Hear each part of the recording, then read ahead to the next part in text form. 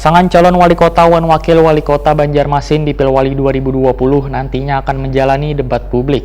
Sesuai yang terjadwal di KPU Banjarmasin, gelar debat publik dimulai pada 30 Oktober 2020 mendatang. Sementara itu, pada masa pandemi virus corona ini, peserta yang hadir dalam pelaksanaan di arena debat dibatasi, yaitu hanya pasangan calon wan 4 orang tim sukses yang diundang untuk berhadir. Nah, pemirsa, berikut kabar lebih lengkapnya. Pasangan calon wali kota dan wakil wali kota Banjarmasin di Pilwali 2020 nantinya akan menjalani debat publik sesuai dengan terjadwal di KPU Banjarmasin. Gelar debat publik dimulai pada 30 Oktober 2020 mendatang.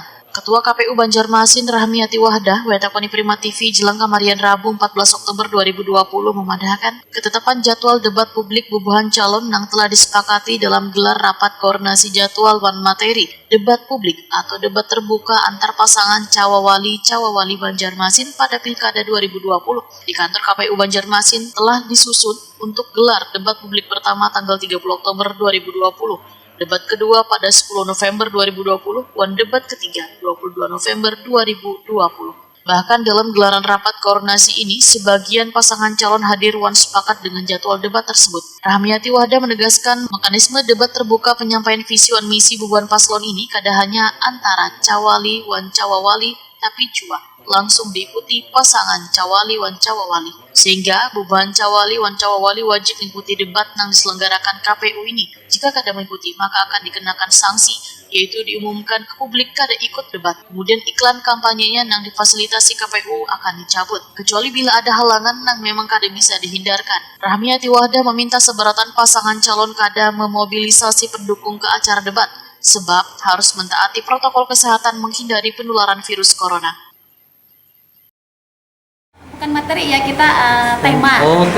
Tema. Jadi materi itu ada nantinya tim penyusunnya yang untuk menyatakan. Jadi pertanyaan-pertanyaan itu ada tim penyusunnya nantinya, si moderator lah nantinya. Jadi pertanyaan-pertanyaan itu kata misalnya kita buat di dalam media atau misalnya baseball.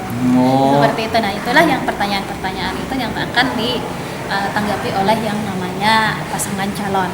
Temanya tadi temanya tadi apa, Kak? Temanya yang pertama tentang visi misi yang sudah diadakan, visi misinya itu digodok kembali, visi misinya pendalaman tentang materi. Yang kedua adalah tentang menyerasikan antara pembangunan pada perkotaan dan provinsi dengan yang namanya nasional pembangunannya. Nah, ketiga adalah bagaimana itu adalah peningkatan kualitas hidup masyarakat di kawasan perkotaan dan penanganan COVID-19.